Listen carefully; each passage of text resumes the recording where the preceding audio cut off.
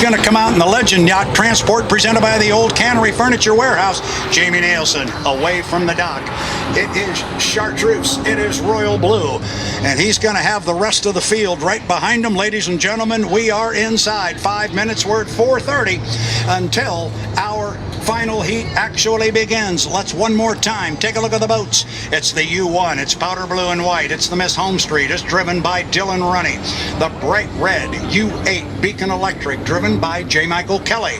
The U9 predominantly white with the blue lettering, the Beacon Plumbing, Corey Peabody. Then it's the aforementioned U11 Legend Yacht Transport presented by the Old Cannery Furniture Warehouse and Jamie Nielsen. You either go inside the race course or hit a buoy. So lane 2 is really the preferable lane. Well, and at the top end of the race course, Dylan Runny went way wide, and J. Michael Kelly actually moved to the end. Finds himself right now sitting in lane number 3. Then it is the Beacon Plumbing, Corey Peabody in 4, Jamie Nielsen in 5. Dustin Eccles is on the far outside.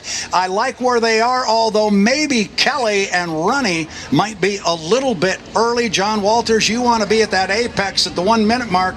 We're not yet to 1:10, although we're there now. Yeah, you sure do. And Dylan's working real hard to try to get the inside lane here. And the way they've run this weekend, I think they need the inside lane to be competitive here. J. Michael Kelly has got enough boat speed, enough experience that I think he can get a little deeper run at it, and he can win from lane 2. But the one I think you really need to keep your eye on there is in lane number 3, and that's Andrew Tate. Andrew's boat is accelerating extremely well. He's able to fly that thing into the wind here better than most people would give you even credit that is even possible to do. And he's managed to not only fly the boat but keep his foot on the throttle at the same time and not really give up any speed there. Where the other boats have gotten badly out of shape, they've had to back off the throttle and they lose a lot of time there. I think we got a couple of boats up there early, and certainly Dylan Runny is one of them. I think Kelly might be a little bit early. We're at 20 seconds right now, and they're already coming off the top end of the race course. I think Runny's going to have that inside lane, but he may have overpaid for it. Then it's going to be Kelly in 2, going to be Tate in 3, Peabody in 4. It's going to be Eccles on the outside. Nielsen's going to be in 5. We are 5, 4, 3, 2, 1. Mark, and Andrew Tate did not break the clock. Dylan Runny did, but it was Tate with the boat speed from lane number 3 or 4, and then on the outside it was Dustin Eccles who's going to turn left first, come out of there. It is Andrew Tate. He comes off the corner first, but he's got J. Michael Kelly right with him. Kelly hooked just a little bit as he got to the exit pin of the corner, and Andrew Tate was able to open up a little bit on him. Now Kelly's got the boat straightened back up, and here comes J. Michael Kelly. The start is legal. They are really rolling hard. Somewhere in that mess, and it's back in about 4th place, is Corey Peabody to the exit pin at the top end of the race course. On the outside, coming from lane number 3, it is Andrew Tate in the 91, the Goodman Real Estate. Look at the flavor pack on the outside with Dustin Eccles as he flies it across start-finish line. Remember, fans, we go 5 times around. Corey Peabody is definitely back as Dustin Eccles flew the flavor pack as they got down to the lower end of the race course. Oh, and we got one hooking up here good. It is Andrew Tate on the outside. He's got about 3 boat lengths on J. Michael Kelly. This is turning into a very good 2-boat run, John Walters. But right now, Andrew Tate starting to open up a little bit of water on J. Michael Kelly.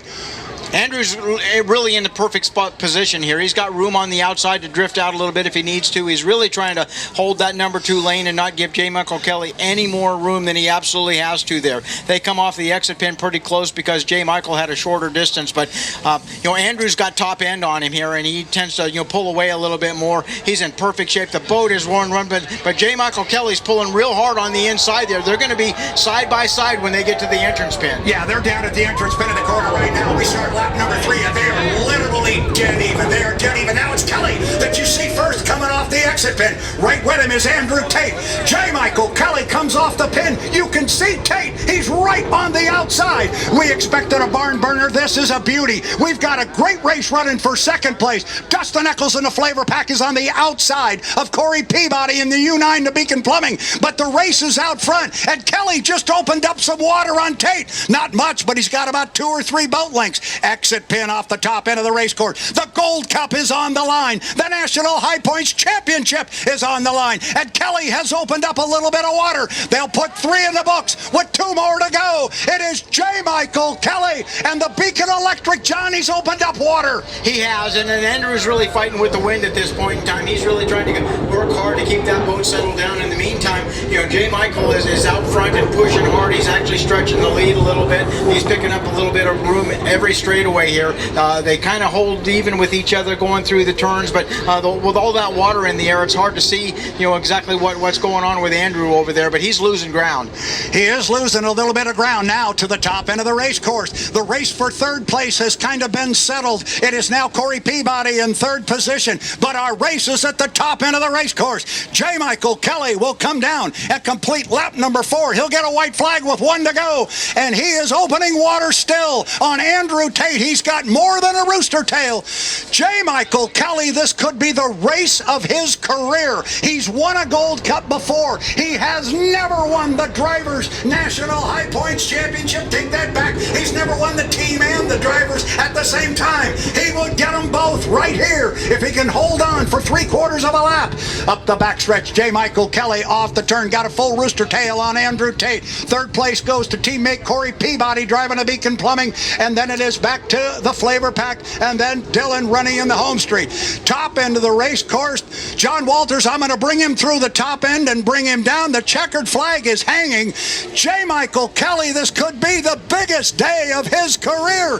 He is off the turn. He can see the finish line. He picks up the front end, flies it a little bit. This is all his if he can finish it. Checkered flag, your Gold Cup winner, J. Michael Kelly in the Beacon Electric. Second place to Andrew Tate in the Goodman Real Estate, the U91. Then it is Corey Peabody.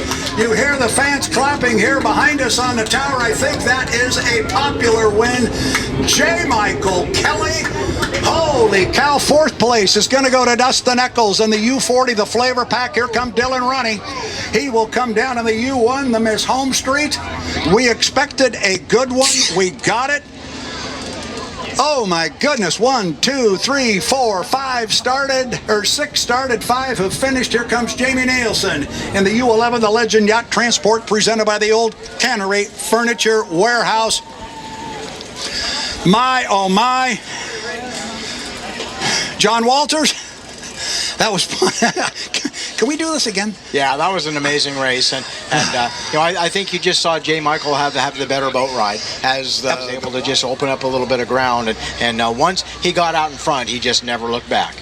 John, we've always said, or I have always said as an announcer, you can have all of the power in the world, but if you don't have a good boat ride and can't use it, it just doesn't do you any good. And to your point, J. Michael Kelly, I think, had a better boat ride than Andrew Tate did. That doesn't mean Andrew was going to make it easy. Man, he hung right with him there. That was good deck-to-deck boat racing for the oldest active motorsports trophy in the world. The National High Points Championship was on the line. We got to caution everybody here a little bit. The results are unofficial. Those are the results on the water. The boats have to go through tech inspection, which they will do.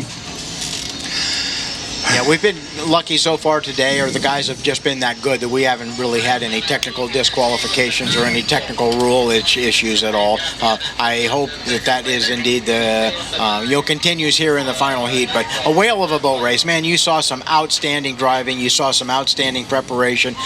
These guys are professionals, and this is